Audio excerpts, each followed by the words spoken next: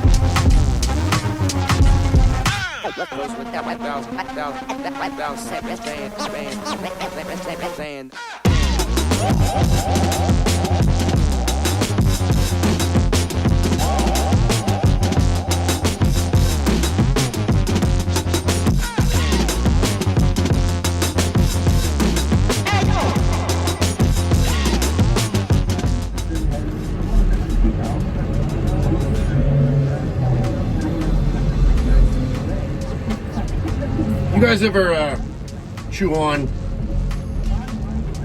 flossers? I do sometimes. It's a good way to like get into a habit of flossing anyways.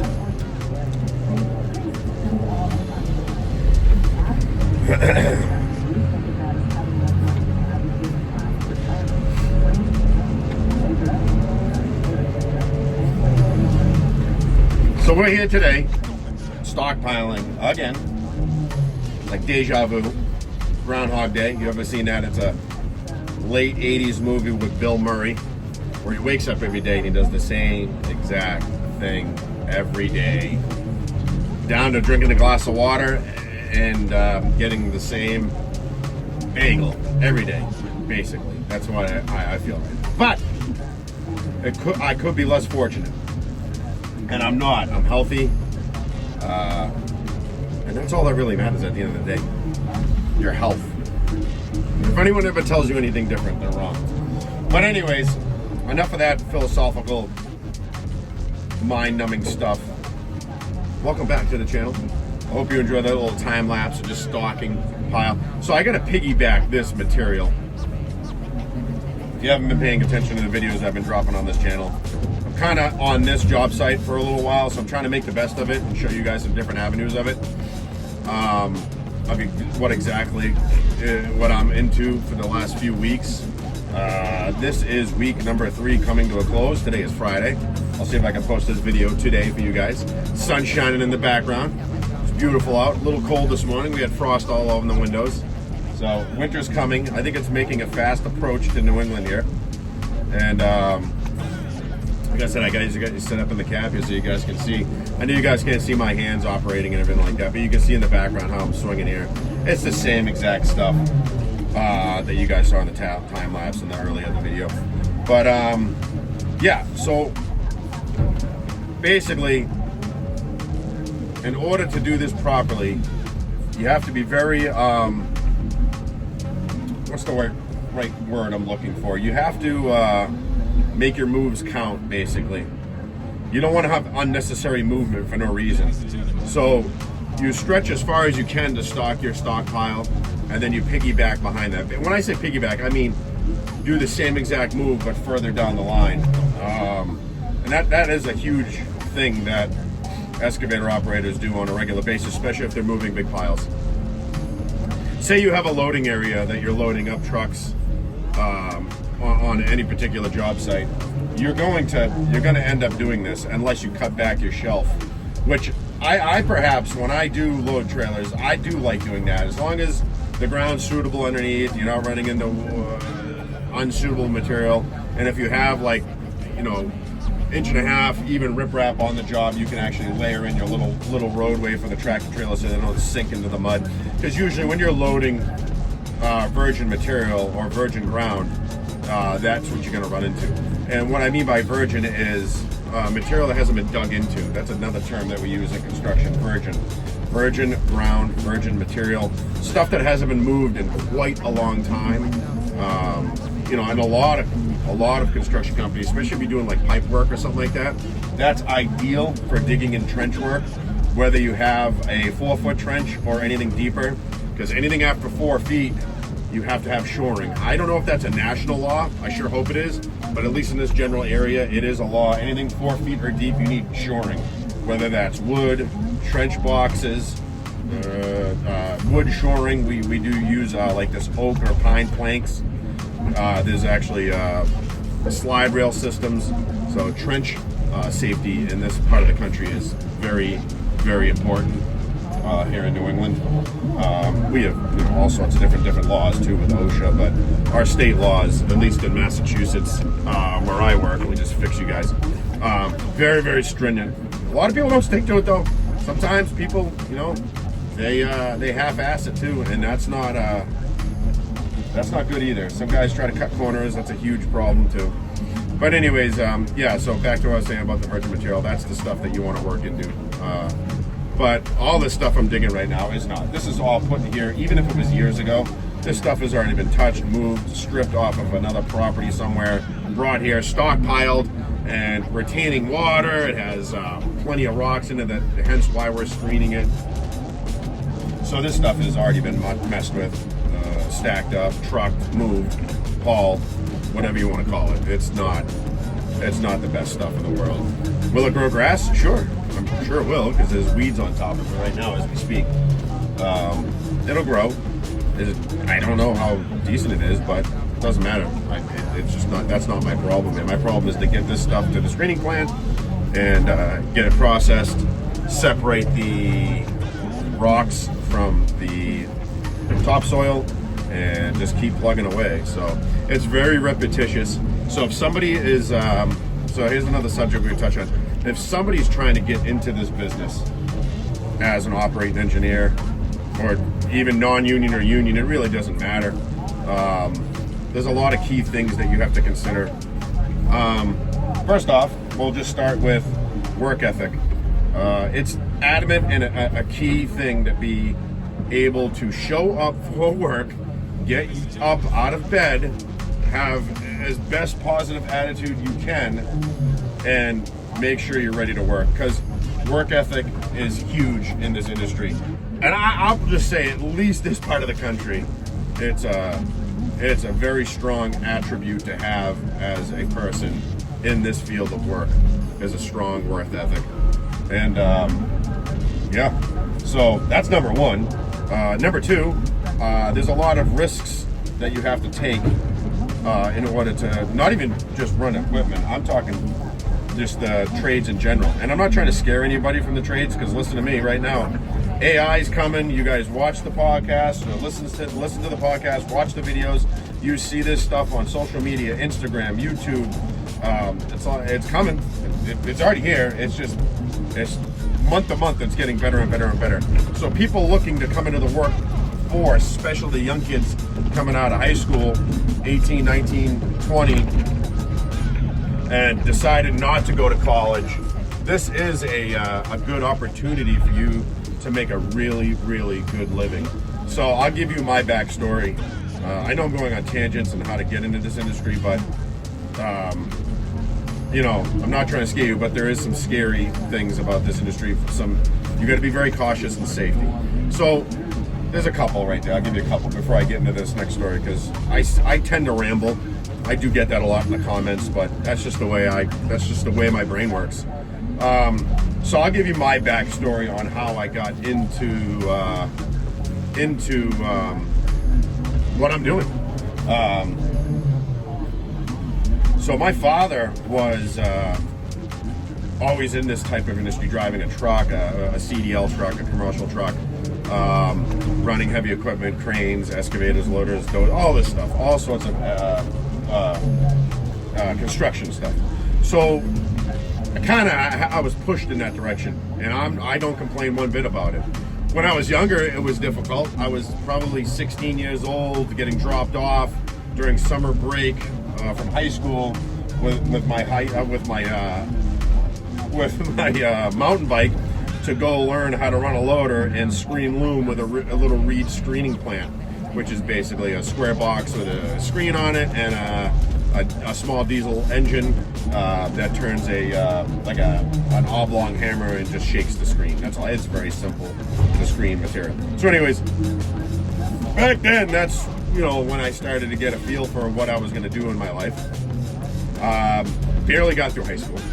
And there's a lot of kids right now, what do you want to call it, ADHD or all this other stuff, that have a hard time paying attention to school, and I was one of those kids. That stupid saying that they said that your teachers would look at you while you're looking out the window and say, you'll never make any money looking out a glass. It's an old stupid saying. Literally, you're mounted right to my sun visor in this excavator that's right in front of my windshield. I look out a piece of glass every day, and I make a really good living. I'm not going to say I make more than teachers. Teachers are deserved to be paid what they are. The good teachers are deserved to get paid what they are. So anyways, back to that. So I was running equipment back then. I went away from it for a little while. I was always in the industry of just blue collar stuff, whatever it was, what I was doing, even at a young age. But so I ended up getting my CDL. I was in a construction company for a little while. I went away from that and I got into trash.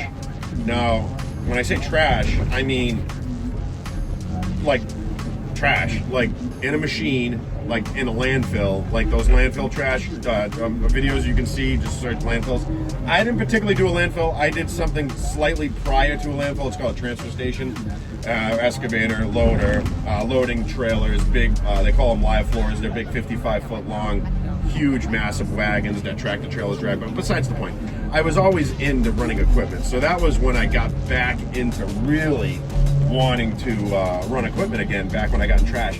I stayed in trash for close to a decade. It was good. It was always work. I didn't have to worry about getting laid off. We always make trash as human beings.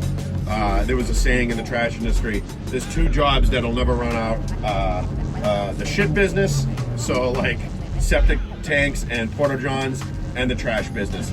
Human beings are always making crap and trash. So that's something to think about too if you ever get into this industry.